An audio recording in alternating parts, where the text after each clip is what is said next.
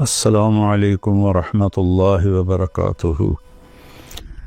بسم اللہ الرحمن الرحیم، والصلاة والسلام علی رسولہ الکریم وعلی آلہ واصحابہ اجمعین۔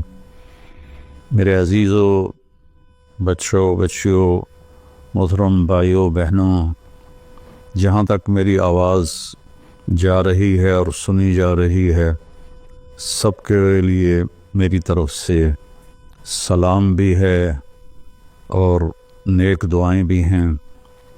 سال ختم ہونے کو ہے، 2025 شروع ہونے والا ہے۔ انسان کے پاس جو سب سے قیمتی دولت ہے وہ وقت ہے، وہ زندگی ہے، وہ ٹائم ہے، اور ہم ایک ایک پیسے کے لیے محنت کرتے ہیں اور ایک ایک روپے کے لیے کتنی کوشش کرتے ہیں، لیکن ایک سیکنڈ جو وقت ہے، یہ پوری دنیا کے خزانے اس کو واپس نہیں لا سکتے اگر وہ ضائع ہو گیا۔ مجھے آج اس کلپ ریکارڈ کرانے کی برکت سے ایک بڑی حدیث یاد آئی۔ ما من یوم الا وهو ینادی یا ابن آدم انی خلق جدید وأنا فيما تعمل في غدا عليك شهيد فإن استطعت أن تفعل من خير فافعل فإني إن ذهبت لن أرجع إليكم أبدا والليل يقول مثل ذلك۔ روزانہ جب دن چڑھتا ہے تو اعلان کرتا ہے، لوگو، آدم کی اولاد، میں آج نیا دن آیا ہوں، میں کل والا نہیں ہوں، پچھلے ہفتے والا میں پیر نہیں ہوں، میں نیا ہوں۔ تو کوشش کر کے کچھ اپنے لیے اس دن میں اپنی آخرت کے لیے کچھ بھلائی جمع کر لے، چونکہ میں اگر چلا گیا تو پھر کبھی قیامت تک میں لوٹ کے واپس نہیں آؤں گا۔ اور جب رات آتی ہے تو وہ بھی یہی کہتی ہے کہ کچھ کر لو، میں کبھی واپس نہیں آؤں گی۔ اور ہمارے نبی کا فرمان ہے، افلا ترون الی اللیل والنہار یبلیان کل جدید ویقربان کل بعید ویأتیان بکل موعود۔ دن اور رات کی تیز رفتاری پہ تم غور کیوں نہیں کرتے؟ ایک حدیث میں آتا ہے کہ قیامت کے قریب دن اور رات بڑی جلدی سمٹتے چلے جائیں گے، جو ہم دیکھ بھی رہے ہیں۔ تو تم دیکھو، یہ ہر نئی چیز کو پرانا کر رہے ہیں اور دنیا کو دور لے جا رہے ہیں، آخرت کو قریب لا رہے ہیں، اور اللہ کا جو وعدہ ہے زندہ کرے گا، کھڑا کرے گا، حساب لے گا، وہ تمہارے سروں پر آ رہا ہے۔ تو اس نئے سال کا ایک رخ تو جو کافی عرصے سے منایا جا رہا ہے، ہنگامہ اور نافرمانی اور ناچ گانے، شرابیں، بد کرداری، یہ تو باہر کا کلچر ہے۔ مسلمان کا کلچر تو یہ ہے کہ یا اللہ تیرا شکر ہے تو نے سال گزروا دیا عافیت کے ساتھ، اگلا بھی عافیت سے گزروا دے، اللہ کے سامنے ہمارا سر جھک جائے۔ کتنے ہیں ہمارے دوست، میں اب جب چاروں طرف دیکھتا ہوں تو گنے چنے چند میرے بچپن کے ساتھی رہ گئے ہیں، باقی سب اللہ کے پاس چلے گئے ہیں۔ جوان بیٹا اپنے ہاتھوں سے مٹی میں اتارا ہے۔ تو یہ عبرت کی جا ہے، تماشا نہیں ہے۔ اللہ نے اس کو قیمتی بنانے کے لیے ہمیں اپنا دین عطا فرمایا ہے کہ اس کے مطابق ہم زندگی گزاریں گے تو اللہ ہماری دنیا بھی بنائے گا، ہماری آخرت بھی بنائے گا۔ من عمل صالحا من ذکر او انثی وهو مؤمن فلنحینہ حیاتا طیبہ۔ کتنی الگ بات قرآن کر رہا ہے کہ ساری دنیا دوڑ رہی ہے کہ پیسہ آئے گا تو ہماری لائف بڑی اچھی ہو جائے گی، خوبصورت ہو جائے گی، لیکن میں تو کوئی 100 کے قریب ملک پھرا ہوں، میں نے تو لائف اٹ سیلف کو بہت دکھی دیکھا ہے۔ چیزیں، پیسہ، ذاتی جہاز، ذاتی کروز، سب کچھ دیکھا، لیکن زندگی اٹ سیلف کو بہت دکھی دیکھا ہے۔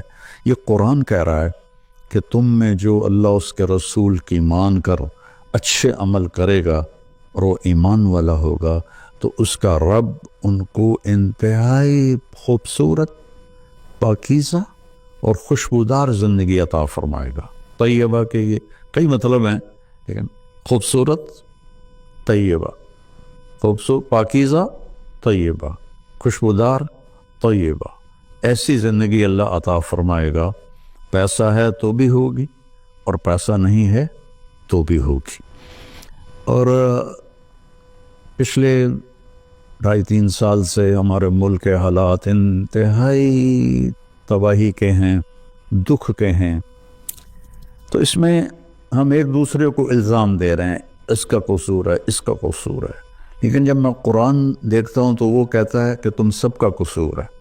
ما اصابکم من مصیبت فبما کسبت ایدیکم ویعفو عن کثیر، جو تم پر مشکلیں آ رہی ہیں اس کی ذمہ دار تم سب ہو، تم سب ہو، کوئی ایک طبقہ اس کا ذمہ دار نہیں ہے۔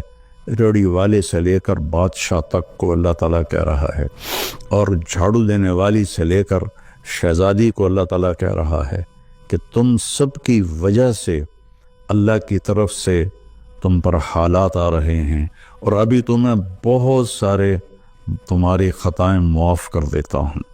تو ہم سب کو اگر اپنے ملک کو سنوارنا ہے اور آخرت کو سنوارنا ہے تو ہم اپنی ذات سے شروع کریں کہ میں اپنے اندر سے برائی ختم کروں، جھوٹ کو، بدماشی کو، ظلم کو، نافرمانی کو۔ 2 گناہ ایسے ہیں جن کی سزا دنیا میں شروع ہو جاتی ہے، موت کے بعد وہ الگ ہے۔ ایک ماں باپ کو دکھ دینا، ان کی نافرمانی کرنا اس درجے کی کہ وہ دکھی ہو جائیں، اور ایک ظلم کرنا، یہ 2 چیزیں اللہ تعالیٰ یہیں سے شروع کر دیتا ہے حساب کتاب۔ تو ہم سب مل کر اپنے ملک کو ظلم سے پاک کریں، جھوٹ سے پاک کریں، دغا بازی، فریب سے پاک کریں، بد کرداری سے پاک کریں، اور جو بہت زیادہ بے حیائی ہے اس سے پاک کریں، اور اپنے اللہ کی بارگاہ میں جھک کر توبہ کریں، معافی مانگیں۔ گھر ٹوٹ رہے ہیں، طلاقیں ہو رہی ہیں، طلاقوں کی ریشو بہت بڑھ گئی ہے کہ زندگی گزارنے کا پتہ ہی کوئی نہیں ہے۔ تو میرے عزیزو، اللہ کی بارگاہ میں ایک دفعہ توبہ کرنا سب گناہوں کو صاف کر دیتا ہے۔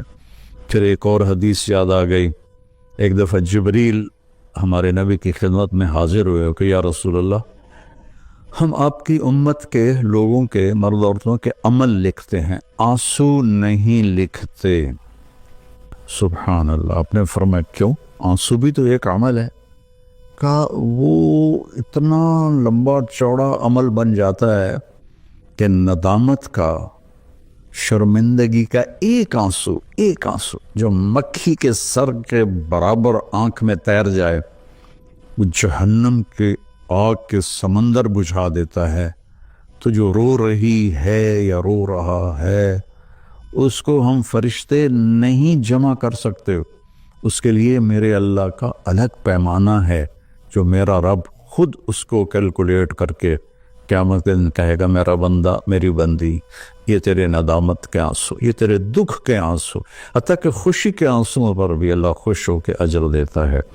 تو ہم اللہ کی بارگاہ میں توبہ کریں اور اس کی بارگاہ میں جھک کر اللہ سے مانگیں کہ یا اللہ، چونکہ زمین آسمان پر بادشاہی تو اللہ کی ہے، یہاں حکم تو اللہ کا چلتا ہے، ڈنڈے کا نہیں چلتا، اللہ کا چلتا ہے، اور اللہ جب خیر کا ارادہ کرتا ہے تو إِن يُصِبْكُمْ إِن يَمْسَسْكَ اللَّهُ بِضُرٍّ فَلَا كَاشِفَ لَهُ إِلَّا هُوَ، میں اگر تم پاکستان والوں کو مصیبت میں ڈال دوں یا پوری دنیا کو، تو کوئی ہے کہ اسے کوئی ہٹا کے دکھا دے؟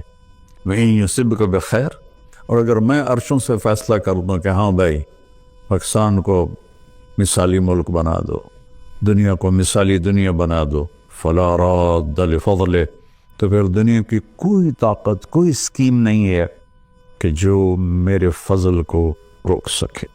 تو میرے عزیزو، ایک دفعہ زندگی ملی ہے کبھی، تو ہم اپنے اللہ کو راضی کر لیں۔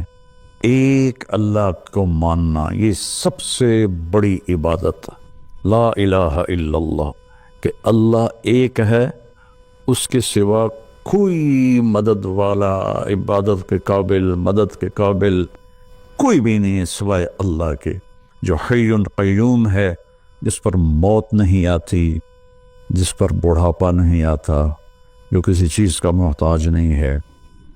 اللہ کے سوا ایاک نعبد و ایاک نستعین، صرف تیری بندگی اور صرف تجھ سے مدد مانگنا۔ تو اللہ نے سورہ فاتحہ میں کہہ دیا ہے، لیکن کوئی پتھروں کے آگے جھک گیا، کوئی قبروں پہ جھک گیا، کوئی کہیں جھک گیا۔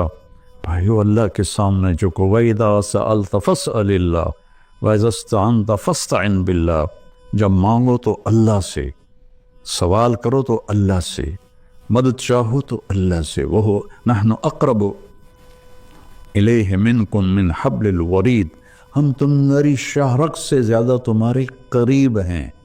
ادعونی استجب لکم، جب پکارو گے میں جواب دوں گا، سنوں گا۔ اور محمد الرسول اللہ، کہ محمد صلی اللہ علیہ وسلم اللہ کے آخری رسول ہیں۔ ہم موسیٰ علیہ السلام پر بھی ایمان لائے ہیں، ہم عیسیٰ علیہ السلام پر بھی ایمان لائے ہیں، اور آخری نبی ہیں محمد مصطفیٰ صلی اللہ علیہ وسلم، ان پر بھی ایمان لائے ہیں۔ جو موسیٰ علیہ السلام کی نبوت کا انکار کرے وہ غیر مسلم ہو جاتا ہے، جو عیسیٰ علیہ السلام کی نبوت کا انکار کرے وہ غیر مسلم ہو جاتا ہے۔ لیکن اسلام کی تکمیل ہے کہ محمد الرسول اللہ، اللہ کے آخری رسول ہیں محمد مصطفیٰ صلی اللہ علیہ وسلم، ان کے بعد کوئی نبی نہیں ہے۔ جو بھی دعویٰ کرے گا وہ غلط دعویٰ کر رہا ہے۔ تو میرے بچوں، میرے بیٹیوں، میرے بیٹوں، میرے بھائیوں، میری بہنوں، ففروا الی اللہ، آئیں ہم سب اللہ کی بارگاہ میں جھکیں اور توبہ کریں، تاکہ ہمارا یہ نیا سال عافیت کا ہو، سلامتی کا ہو۔ اگر دانے کا فیصلہ اللہ کی طرف سے ہے تو ایمان پر ہو، سلامتی کے ساتھ ہو۔